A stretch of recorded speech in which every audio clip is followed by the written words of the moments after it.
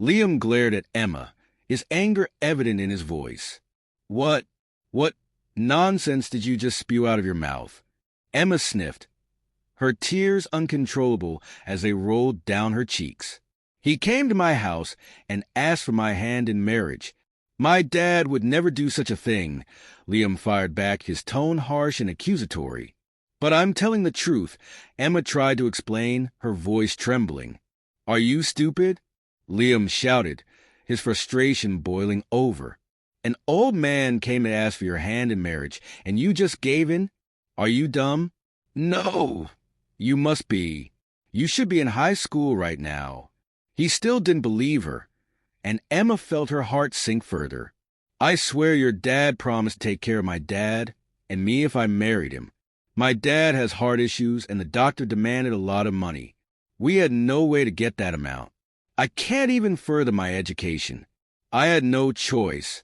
She rushed, her words spilling out in desperation. Liam's stern gaze remained fixed on her, but he stayed silent for a while, his face unreadable. I'm not a... Emma continued, her voice barely above a whisper, and I didn't know he actually brought me here to... Liam cut her off sharply. Do you think I believe any of this? Oh, really, huh?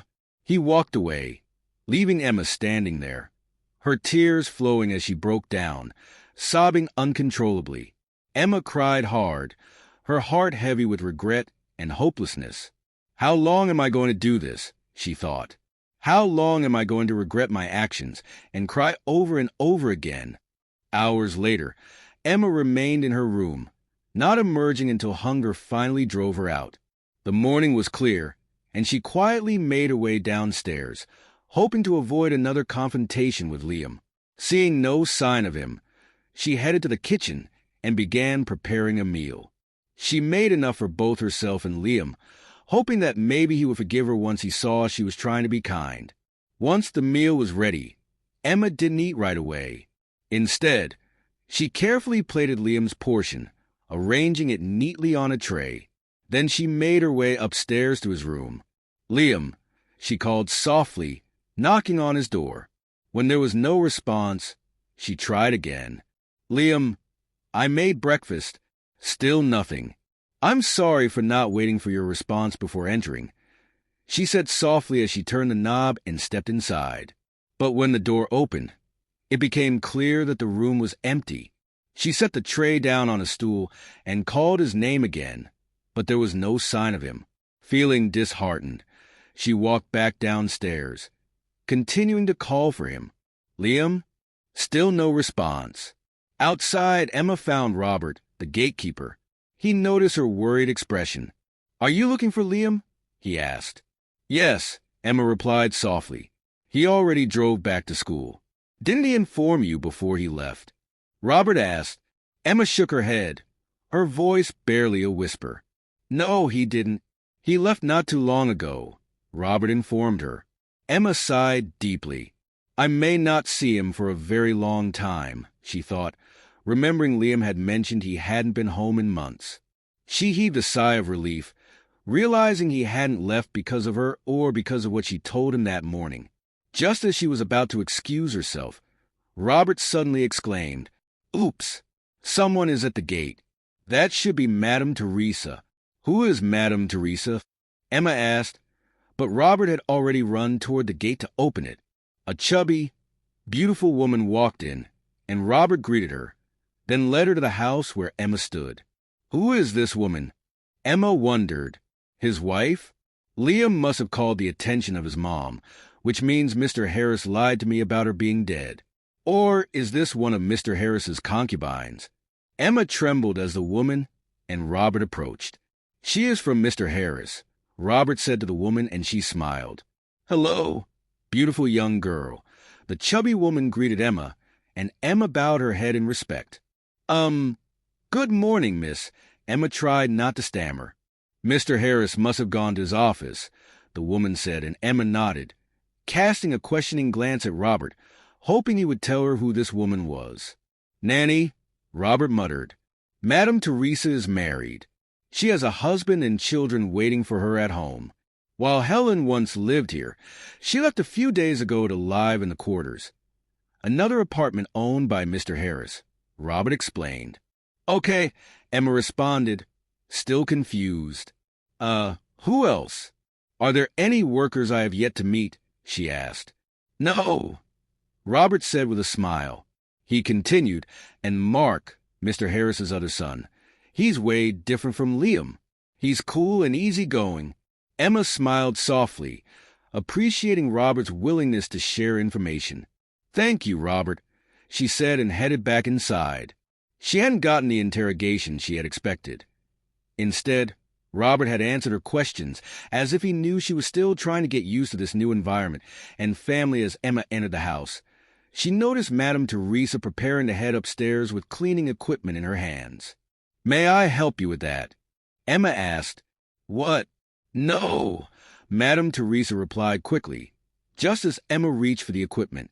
Emma didn't insist. She was beginning to feel that they didn't need a maid or cook, but given that it was a wealthy household, she didn't think she had much of a choice in the matter. After finishing her meal, Emma realized she had left Liam's untouched breakfast in his room. She rushed upstairs to get it, only to meet Madame Teresa coming out of the room, the tray in her hand. Has Helen been here already? Madame Teresa asked. No, I cooked that myself, Emma replied. Oh, wow. Helen didn't inform me she already retired. Didn't I advise her not to quit? Madame Teresa muttered to herself. What? Emma asked, confused. Nothing, dear. I was only talking to myself. So, are you a worker here? The new cook? She asked, her gaze fixed on Emma. Well, Emma stammered. She didn't want to lie again. Lies created more lies. Don't worry. You're welcome here, dear. Mr. Harris is a good man. Madame Teresa paused, eyeing Emma carefully. That is, if you're not too intimate with him. She smiled mischievously, her tone laced with a subtle warning. What do you mean by that? Emma asked, her heart skipping a beat. You'll find out soon enough, but don't be scared, Madame Teresa replied, her words cryptic yet unsettling. This is Liam's room. Were you in there? Ask Mr. Harris for any of the vacant rooms instead. She noticed the meal Emma had left in the room. Here, take this, she said, handing the tray back to Emma. Do you want some? Emma offered, unsure of how to respond. Oh, Madame Teresa smiled. Thank you, dear. You're so nice. Well, Emma bowed her head slightly and excused herself. Madame Teresa left shortly after, leaving Emma alone in the house once again, bored and unsure of what to do. The silence weighed heavily on her, and her thoughts drifted to her father. How do I contact him? She wondered. She missed him terribly and worried about his safety whenever she wasn't around. She missed Janet, too. Janet had always been there for her when she was feeling lonely or bored. I just want to talk to someone, Emma whispered to herself, feeling trapped. As she dwelled on her feelings of isolation, she began to think of all the bad things that had happened to her. Why do I always think of the worst when I'm alone? She asked herself, shaking her head to dispel the negative thoughts creeping in. I need to do something, Emma decided, forcing herself to think of something positive. I'll go for a swim to cool off. Swimming had always been a source of relief for her, something fun she shared with Janet. She missed their outings and pool parties. Just as Emma opened the door to head out, she found Helen standing there. Hey! Helen greeted her. I'm sorry I came here late, she apologized, heading straight toward the kitchen. Emma remembered Helen had mentioned she only came when someone called her. Mr. Harris just called me now, Helen explained. He said you don't have my contact, which I'll give to you before I leave. There's no way you could reach me for breakfast this morning. Now it's almost lunch. I'm so sorry, she spoke while sorting out some things in the kitchen. I've already eaten. I cooked for myself. You don't have to worry about me, Helen. I can take care of myself, Emma reassured her. Are you sure about that? Helen asked, giving her a doubtful look. Yeah, sure. What about Robert? Did you give him anything to eat? No, I didn't. As far as he lives here, he's part of the family. I served him dinner yesterday. I forgot to let you know. Oh my God, he didn't say anything. He must have been starving, Emma panicked, feeling bad for not checking. Well, he's a guy and usually sorts himself out when I'm not here, Helen said casually. I didn't sort myself out this time around, Robert chimed in as he entered, smiling playfully, obviously having overheard their conversation. Oh, Robert, I'm sorry. Emma apologized quickly, feeling even worse. I was only joking, Robert laughed. I've gotten used to eating when Mr. Harris is around. I told you, Emma, Helen said, shaking her head. Emma offered her a small smile, feeling a bit more at ease now that the tension had lifted. She was starting to feel like she had bonded with both Robert and Helen. Has your cousin gone back to school? Helen asked suddenly, changing the subject. Emma blinked in confusion. What cousin are you talking about? She asked, momentarily forgetting the lies she had told Helen earlier about Liam being her cousin. Liam? She's talking about Liam, Robert interjected, reminding her of the story. Oh, Liam. Emma almost stuttered, her heart skipping a beat. Helen gave her a puzzled look. Emma glanced at Robert, equally puzzled as to how he knew Helen was referring to Liam. Robert was acting strange, but Emma couldn't focus on that right now. Is Liam really your cousin? It doesn't look like it, Helen pressed, stepping closer, her suspicion growing. Emma stuttered, feeling cornered. Why are the two of you lying to me? Helen fired back, clearly upset. It's written all over Emma's face that Liam isn't her cousin, nor is she related to this family. Emma's heart sank. Oops. I don't think we'll ever be good friends if you're being secretive and lying to me, Helen said, her tone sharp. Who are you? What are you doing here?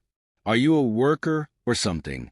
Just say it, she demanded, crossing her arms. I am, Emma stammered, struggling to find the words. I swear, Helen, I didn't mean to lie to you yesterday. I really want to be your friend, but... Helen interrupted her, her voice softening. Just tell me already. I might have a reason why I really want to know what you're doing here. Taking a deep breath, Emma finally confessed. I am Mr. Harris's wife. At that exact moment, Robert chimed in as well. She is Mr. Harris's wife. What? Helen exclaimed, her eyes wide with shock. What do you mean you're Mr. Harris's wife? Emma took a deep breath, wiping the last of her tears. Using the word wife sounds better than saying a sex toy, don't you think? She said bitterly. I married him because his wealth would improve a lot in my miserable life. But it turns out we're not getting married in the proper way. It was all a lie, Emma explained, her voice filled with resignation. You see, Emma, even a proper marriage with him would still be wrong, Robert interjected. I know, Emma replied with a sniffle. I'm just tired of crying over it. Helen stared at Emma, her confusion deepening. What are you talking about, Emma? Explain it to me right now, she demanded, her voice insistent. She glanced between Emma and Robert, clearly trying to make sense of the situation. Emma hesitated, wishing she could say it was all a joke, but she knew it wasn't. Robert, sensing her reluctance, decided to speak. Mr. Harris asked for her hand in marriage, and she reluctantly agreed because of his wealth. He promised to take care of her father, who needs medical treatment, and he also offered to pay for her education. But when she got here, she realized the marriage was never going to happen. It was just a cover. Mr. Harris brought her here to satisfy his sexual urges. Emma shot Robert a look as he rushed through the explanation. Once he finished, she turned to him and asked, Robert, how did you know all this? Did Mr. Harris tell you what he planned before he brought me here? No, Robert stammered, shaking his head. I overheard your conversation with Liam this morning. I'm sorry, he admitted, his voice softening. Emma sighed and turned to face Helen. That's the truth. I know it's hard to believe, but I've already cried enough over it, and I won't regret my actions anymore. I've made up my mind. Helen stood silent, staring at Emma as though her words had left her disgusted. Emma could feel her resolve cracking. She had been trying to act tough, pretending she didn't care anymore, but before she knew it, the tears came again. "No, no," she muttered to herself, wiping them away. She sniffed, but the tears kept falling. "I know you don't believe me, Helen," Emma said, looking directly at her. Helen sat down on the couch in front of her, her expression softening. "I believe you." Emma blinked in surprise. "You do? Aren't you mad at me for not being honest with you from the beginning?" Helen shook her head. "No, I believe you, Emma. In fact, when I saw you yesterday, I already suspected something. What you just told me about Mr. Harris only confirms what I was thinking. You suspected I was his wife?" Emma asked, still puzzled. "No, not exactly that. But when I saw you, I figured you were either Liam's girlfriend or someone Mr. Harris had under his control," Helen explained. Emma's eyes widened. "How could you know that Mr. Harris would have someone under his control? Why did you think that?" Emma's heart pounded, wondering if there was more to Mr. Harris than she initially realized. Robert and Helen exchanged a look before Helen sighed deeply. "It's obvious, Emma. I've worked with Mr. Harris for nearly my whole life. Almost 7 years," Robert corrected her quietly. "Same difference," Helen shrugged. Robert nudged her gently. "Go on, Helen. Tell Emma about your experience." Emma leaned in, her curiosity now mixed with fear. "What experience?" she asked, her eyes searching Helen's face. Helen hesitated, but then got up as if to leave the room. Emma quickly grabbed her hand. "What experience, Helen?" Robert interrupted softly. "She's one of Mr. Harris's victims." "Victim?" Helen shot him a scornful glance, but her reluctance to talk was evident.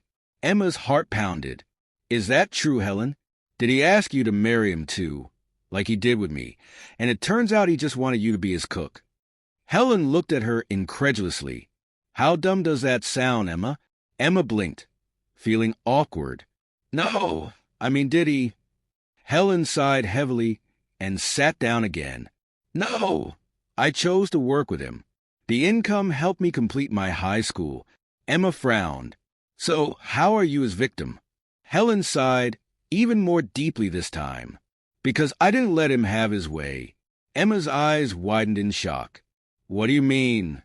Helen closed her eyes for a moment, as if gathering her thoughts. "I never let him take advantage of me, but trust me, he tried. I knew Mr. Harris was a terrible man, but I needed the money," she said, her voice trembling slightly. Emma couldn't hide her surprise. "But you're still working for him." "Why?" "Because I haven't gotten what I need from him yet. I need his money," Helen explained flatly. "This job, the salary, is my only source of income. I can't get anything better right now. Not without the education I managed to finish because of this job." Emma's heart ached for Helen. "But how could you stay after everything?" "I don't have a choice, Emma," Helen said softly, her eyes misting with tears. "I'm alone. I'm an orphan." Emma gasped. "Oh, Helen, I'm so sorry." Helen nodded, her eyes glistening as she continued. "I lived with my aunt after my parents' pee, but her husband, he was just as bad as Mr. Harris.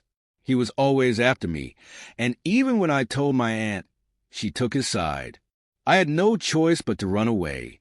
I lived on the streets until I met Mr. Harris." Emma watched as Helen's face clouded over with emotion. "He told me he was a good elderly man," Helen whispered bitterly, "but soon enough I realized he was just another predator." Robert, who had been quietly listening, chimed in gently. "He's a maniac, Emma." "Helen's right." Helen continued, her voice shaking. "He used to look at me, at my body, my legs. But he always brought one of his mistresses over when he needed something. I thought I was safe." Emma's heart broke as Helen's story unfolded. "Then what happened?" she asked gently. Helen paused, tears now rolling down her cheeks. "One night, he couldn't get anyone to come over, and he tried to violate me." Emma's eyes widened in horror. "Oh my God, Helen." "I saw it coming," Helen said, her voice barely a whisper. He cornered me in the kitchen, but I fought him off. I kicked him in the face and ran. That's why I don't stay in the house anymore. I live in the quarters now, and he knows better than to mess with me." Emma looked at her, stunned. You're so brave, Helen." "I don't know about brave," Helen muttered, "but I recorded everything that happened, the sounds of our struggle, my screams, his voice. I have proof." Emma stared at her in disbelief. "Proof? You have proof?" Helen nodded. "I was recording myself singing before it all happened. I never stopped the recording. That's how I got it all." Emma swallowed hard, still in shock. "Did he know?" "Yes, he knew," Helen said. "I played the recording for him and made demands. He thinks I deleted it, but I didn't. Now he's afraid of me. But his sons have no idea what happened." Helen looked over at Robert. "Has Liam gone back to school, or did he just go hang out with his friends?" "He has gone back to school," Robert confirmed.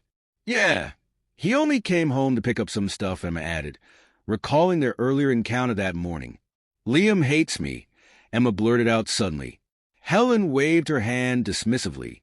"You don't have to worry about that at all. Liam is just an arrogant jerk." "Yes, I figured that out," Emma sighed. "But he hates me even more because I've come to live in this mansion, especially after I told him this morning that I'm married to his dad. He walked out on me and hasn't spoken to me since. He didn't even bother to tell me when he left to return to college. Robert told me after he was already gone. Maybe he doesn't want a stepmom," Robert chimed in. "He can't accept you as a stepmom. That's what it means," Helen added, nodding in agreement. "No, I'm not his stepmom. I don't want to be his stepmom." "No," Emma said, but they both looked at her with pity. She sighed heavily and admitted, "Perhaps I am literally his stepmom." "Okay, let's leave that aside," Helen said, trying to move on from the topic. "Liam has a terrible attitude. He really needs to stay away from home for a long time, and he definitely needs to learn some good manners. Why can't he just be like Mark?" Robert added, "Exactly. Mark is the complete opposite of his brother." Helen agreed. "Mark is so sweet and easygoing. Yet I never understand why girls always fall for the bad guy, huh?" Robert and Emma said in unison, both surprised. "Yeah, like in most romance novels, the bad guys always have their way of charming poor girls, even with their arrogant and annoying attitudes," Helen explained, rolling her eyes.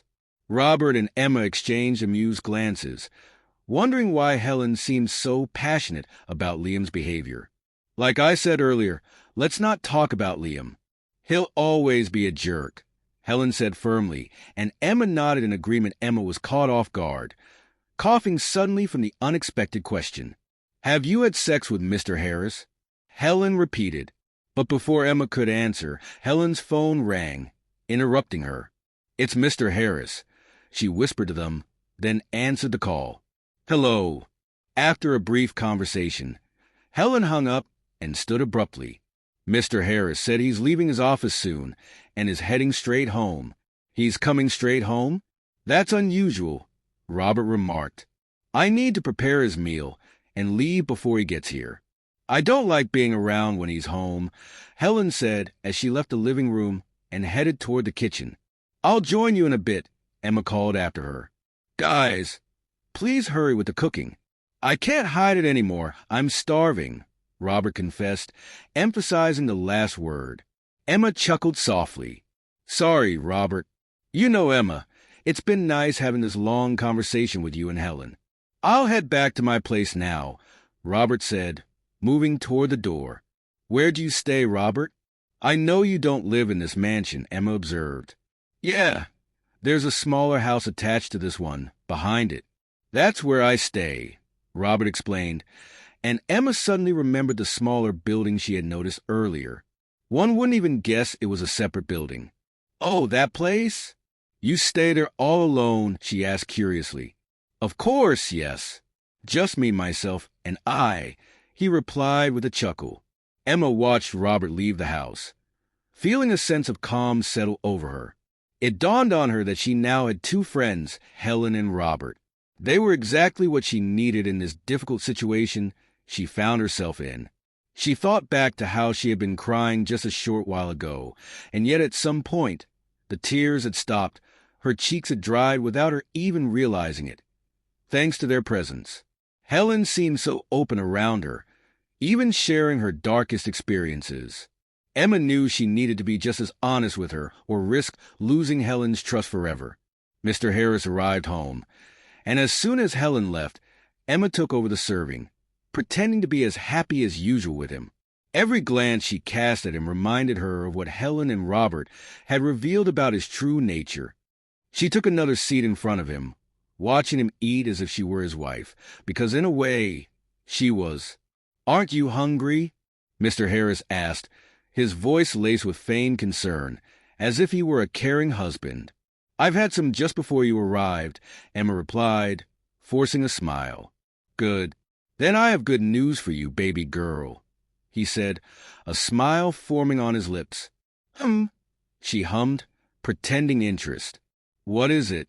"Will you give me some time to finish up with this?" he said, referring to his meal. Emma nodded, fidgeting with her fingers. She couldn't help but wonder what kind of news he was about to deliver. What kind of news could he bring that would make me happy or even make me fall in love with him? She thought, feeling disgusted by the very idea. Nothing at all, she decided. That was simply impossible. "I can't believe we're getting closer now," Mr. Harris continued between bites.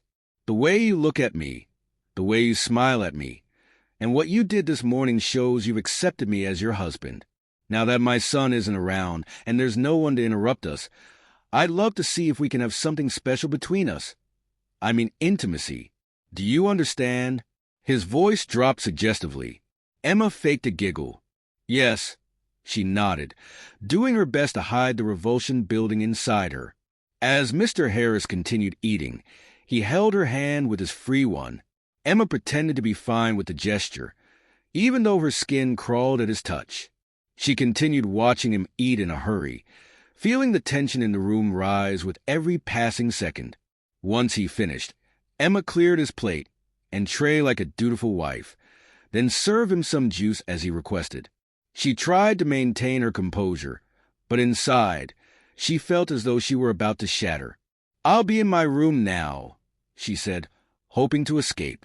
"No, dear, you aren't going to your room just yet," Mr. Harris said after downing the juice.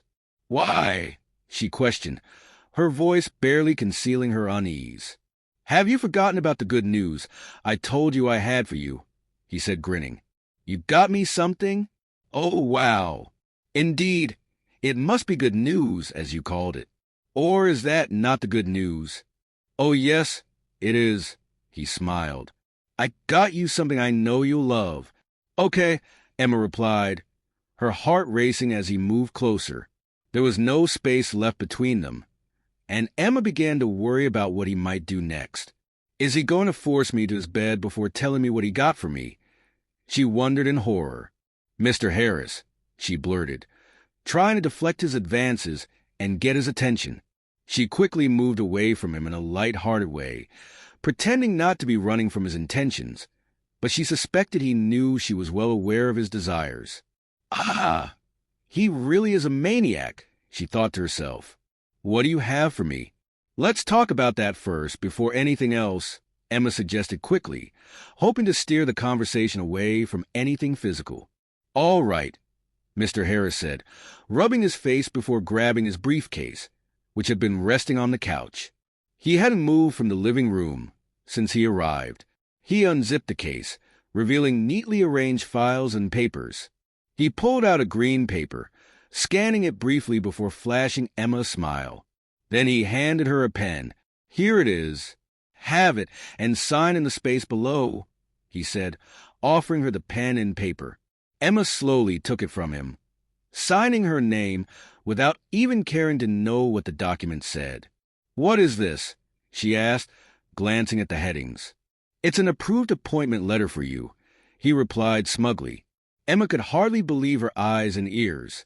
She quickly scanned the document, finding her full name written on it along with Mr. Harris's surname. However, what truly caught her attention was her new job title, Managing Director. She was thrilled. barely containing her excitement. "You are now employed to work in my company as the Billionaire's managing director," Mr. Harris announced proudly. Emma had already seen that, as well as the salary, an amount more than she ever dreamed of. "Thank you, Mr. Harris," she said, her voice thick with gratitude. "Am I only getting a thank you?" he asked, his eyes narrowing playfully. Emma hesitated before smiling and moving closer to give him a hug. What she had intended to be a simple hug quickly turned into something else. Mr. Harris held her tightly, his hands roaming in ways that made her uncomfortable. Emma quickly pulled away, masking her discomfort with a strained, awkward smile. "How did you do this, Mr. Harris? How did you get me a job?" she asked, still in disbelief. "Oh, come on, big baby," he said sarcastically, though in her mind she thought, "You're an elder man," irritated by his advances. Mr. Harris chuckled. "Big baby," he scoffed. "Is that the latest sweet name married couples call each other?" he asked, and Emma nodded, humoring him. "Harris," she corrected herself quickly. "How did you get me this job? I don't even have a college certificate. You didn't ask for any documents or details. No forms, no letters." "Emma, I'm self-employed," Mr. Harris said. "I told you I would give you a business, and this is it. You don't need interviews or letters. I'm giving you this job because I'm your husband." Emma was elated. It felt like a dream come true. "You own several companies?" she asked, still processing the enormity of the situation. "Yes, dear," he responded, clearly enjoying her awe. "About 7 of them, and I'm the CEO of all of them. My father and grandfather were also billionaires, and my great-grandfather was a quadrillionaire. It's hereditary. You should feel grateful to be part of this family." Hereditary, Emma thought, fighting the urge to roll her eyes. This man is full of himself. But she nodded politely. "Harris, am I going to work in the company where you're based?" Emma asked. "No," Mr. Harris blurted, his voice sharp. He quickly softened his tone. "Sorry, I'm always at the main company, the first one I built, and it's filled up." Emma was relieved. She didn't want to work in the same company, as he did anyway. This gave her more room to figure out her next move. "You'll be the overseer of another company," he explained, continuing to talk about the trust he had in his employees, though Emma barely listened. Her mind was racing with plans of her own. The less he's around, the better, she thought. "Don't worry, baby girl. I'll come check on you every now and then," Mr. Harris added, clearly misunderstanding the reason for her silence. He then looked her over, his eyes lingering on her body. "You have such a nice shape," he said. Emma forced herself to play along. "Oh, you're the first person to tell me that," she replied sweetly, though inside she felt sickened by his gaze. Just as Mr. Harris was about to make a move, Robert rushed in, stammering his apology for not knocking. "There's a delivery man outside asking for Emma," Robert said, causing a welcome distraction. "For me?" Emma asked, surprised. "Yes," Mr. Harris said. Emma followed Robert outside, her curiosity piqued. As they walked, she whispered to Robert, "He offered me a job in one of his companies." Robert's eyes widened. "He really did that?" Emma nodded. "I'm so happy for you," Robert said.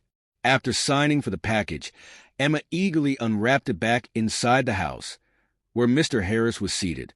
"It's a phone," he revealed casually. "A phone?" Emma exclaimed as she tore off the wrapper.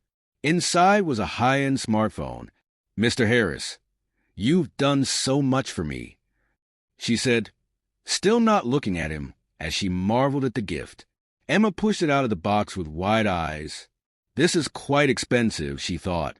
"Thank you very much," she said finally, turning to look at Mr. Harris, who had been sitting on the couch earlier, only to realize he was no longer there. Suddenly, he grabbed her from behind. "Mr. Harris," she said, startled. "Yes, Emma, I've done so much for you. Are you not going to repay me? Tell me what exactly it is. We haven't even had our night together." "It's your turn to make me happy now," he said as he began rolling up her gown, exposing her hips and buttocks. "Wait, Mr. Harris," she managed to say, holding his hands and turning to face him properly. Nothing, she stammered, though he still wouldn't let go. You'll be in the mood, don't worry, or force it. Be free with yourself, he said, sliding his hands from her lower body up to her chest. Emma couldn't understand how, but his touch was affecting her deeply. She never wanted this, yet a soft moan escaped her lips. My room, Mr. Harris whispered, lifting her in a bridal style. What's wrong with me? Emma thought, panicking. This is not me. I need someone to stop this before I regret it. Get it together already, Emma, she told herself internally, but it seemed her external self had already given in. She craved more of his touch, despite how much she had been repulsed by him before. Then the sound of vehicles zooming in made Mr. Harris stop, just as he was about to turn the knob to his room. The vehicle's brakes screeched, and he gently put her down. Emma quickly adjusted her gown, feeling disoriented. I was so close to having sex with him, she realized in shock. How did he do that to me? She had been playing along, but now she had nearly fallen for it. Moving away from him, she shut her eyes and groaned softly. Gosh, geez. Mr. Harris, on the other hand, walked to the window to see who the visitors were, while Emma stood there filled with shame. Shouldn't he be the one ashamed for trying to molest a young girl? She wondered. My sons are here, Mr. Harris announced. Huh? What? Emma stuttered. Liam and Mark. Is Liam playing a joke on me, or what? Mr. Harris complained. Knock, knock, knock, came Liam's voice from the door. The door opened and Liam walked in grinning. Boo! Hi, Mark said to Emma, and she forced a smile, though her feelings were all over the place. She was angry at herself for almost sleeping with Mr. Harris, and shocked that Liam had returned. It's so good to be home again after a very long time, Mark said casually. What do you mean, Mark? Mr. Harris asked, confused. What do you mean? What do I mean? Are we not prepared to spend the session vacation at home? Vacation? Are you on vacation? Mr. Harris asked, even more puzzled. Vacation? Emma thought in surprise. Why are you acting surprised? Did Liam not tell you about it? Mark asked, while Liam snickered. Dad is surprised. Look, she is too. Liam laughed hysterically. Emma's mind raced. So Liam is on vacation, which means he'll be around every day. Oh my God! Type episode 3 in the comment section if you want to find out what happened next. And also please help us reach 1,000 subscribers. Thank you. And don't forget that we love you.